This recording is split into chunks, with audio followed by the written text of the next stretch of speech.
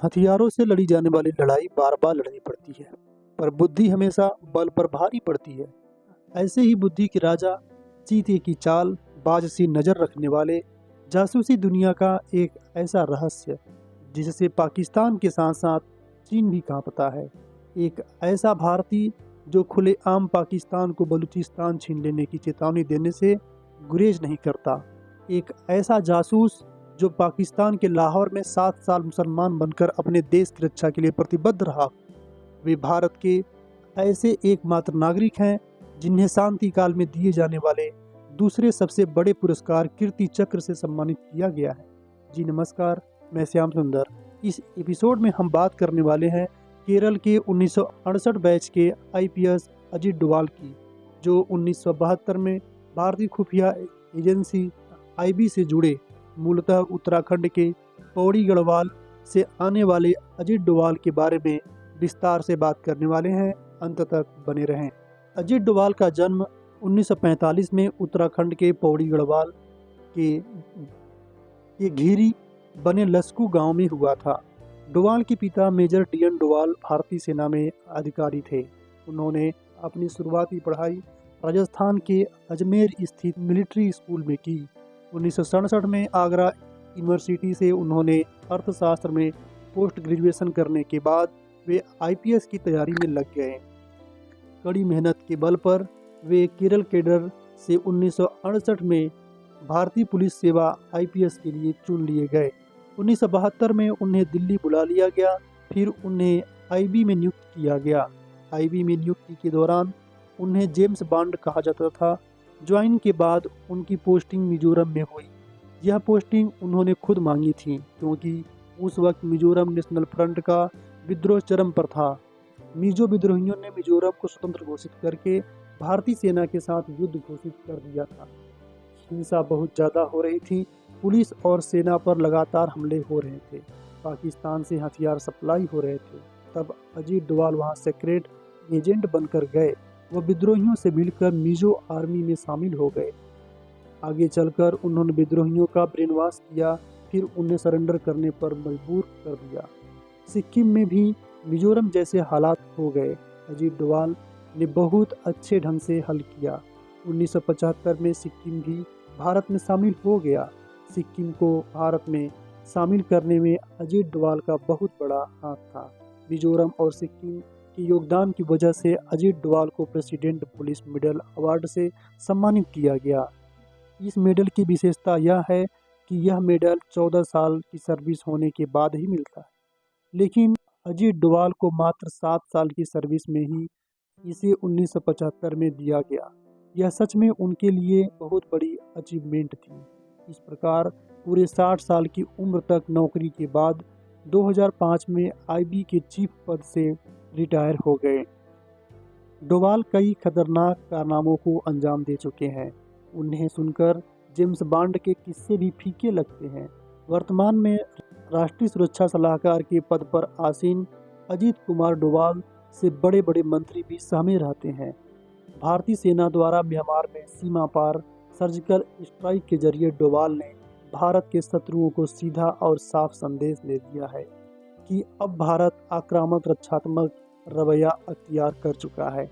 आइए जानते हैं डोभाल के कुछ रोमांचकारी किस्से।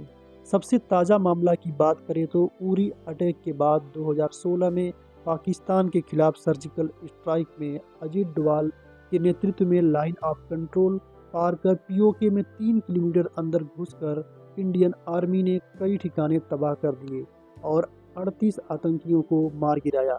और 2019 में पुलवामा में इंडियन आर्मी के काफिले पर हुई अटैक के बाद एयर स्ट्राइक कर पाकिस्तान को चौंका दिया। उसके बाद की जवाबी कार्रवाई में विंग कमांडर अभिनंदन ने MiG-21 से पाकिस्तान के F-16 को मारने के दौरान पाकिस्तान में जा गिरे थे। अजीत डोभाल की कूटनीति के कारण ही पाकिस्तान विंग कमांडर अभिनंदन को ज़्यादा समय तक अपने कब्जे में नहीं रख सका और ससम्मान भारत को लौटा दिया। ऐसे ही साल 2014 की एक घटना के बाद ही अजीत डोभाल को भारत का NS से राष्ट्रीय सुरक्षा सलाहकार बनाया गया। उसी साल 2014 में ISIS कि आतंकवादियों ने भारत की 46 नर्सों को इराक में बंदी बना लिया था। इनको छुड़ाने के लिए भारत ने खुफिया मिशन किया, जिसके तहत अजीत डोभाल खुद इराक गए थे। ज़मीनी हालात को समझने के लिए उन्होंने ISIS के आतंकियों से बातचीत की, उन्हें कन्विंस किया और सफलतापूर्वक सभी नर्सों को सुरक्षित वापस ले आए। सीमा सुरक्षा की जिम्मेदारी में अजीत डोभाल ने अहम भूमिका रहे हैं। इस पद पर पहुंचने और इस जिम्मेदारी को उठाने के लिए इन्हें ना जाने कितने इम्तिहानों का सामना करना पड़ा होगा। हमारी सुरक्षा के लिए हमारे जवानों की शहादत तो अविस्मरणीय है। अजीत जी उन लोगों में से एक हैं जो सीमा पर न रहकर भी हमारी सुरक्षा के लिए दिन रात लगे हुए हैं। जब 1999 में इंडियन एयरलाइंस की उड़ान IC 814 को काठमांडू से पाकिस्तानी आतंकवादियों ने हाईजैक कर लिया था, इस विमान में 176 भारतीय यात्री थे। आतंकवादियों ने विमान को हाईजैक कर लाहौर और लाहौर से अफगानिस्तान कांधार ले गए। वहां पर सभी यात्रियों को बंधक बना लिया। इस बीच भारत की ओर से अजीत डोभाल ने आतंकवादियों से बात की और आतंकवादियों ने यात्रियों को सुरक्षित छोड़ने के बदले भारतीय जेलों में बंद पाकिस्तानी आतंकवादियों को सौंपने की मांग की। उनकी इस मांग को पूरा करते हुए भारतीय जेलों में बंद 3 आतंकवादियों को रिहा किया गया और बदले में सभी यात्रियों को सुरक्षित वापस लौटा दिया गया था। जून 1984 में अमृतसर के स्वर्ण मंदिर पर हुए आतंकी हमले के काउंटर ऑपरेशन ब्लू स्टार के दौरान उन्होंने एक गुप्तचर की भूमिका निभाई और भारतीय सुरक्षा बलों के लिए महत्वपूर्ण खुफिया जानकारी उपलब्ध कराई। डोभाल ने रिक्शे वाले के भेष में मंदिर के अंदर गए और खालिस्तानियों की जानकारी आर्मी को दी, जिसके आधार पर भारतीय सेना को सफलता मिली। ऐसे ही कश्मीर में भी उन्होंने उल्लेखनीय काम किया। उग्रवादी संगठनों में घुसपैठ कर उन्होंने उग्रवादियों को ही शांति रक्षक बनाकर उग्रवाद की धारा को मोड़ दिया। इस काम को करने के लिए उन्होंने एक प्रमुख भारत विरोध उग्रवादी कूका पारे को अपने सबसे बड़ा भेदिया बना लिया था। 80 के दशक में वे उत्तर पूर्व में भी सक्रिय रहे। उस समय ललडेंगा के नेतृत्व में मिजो नेशनल फ्रंट में हिंसा और अशांति फैला रखी थी, लेकिन तब डोभाल ने ललडेंगा के साथ में 6 कमांडरों का विश्वास जीत लिया था और इसका नतीजा यह हुआ कि ललडेंगा को मजबूरी में भारत सरकार के साथ शांति विराम का विकल्प अपनाना पड़ा था।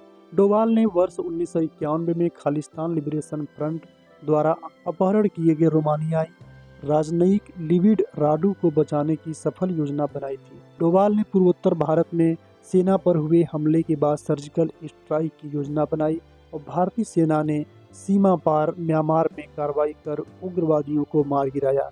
भारतीय सेना ने म्यांमार की सेना और NSCN खापलांग गुट के बागियों सहयोगियों से ऑपरेशन चलाया, जिसमें करीब 30 उग्रवादी मारे गए।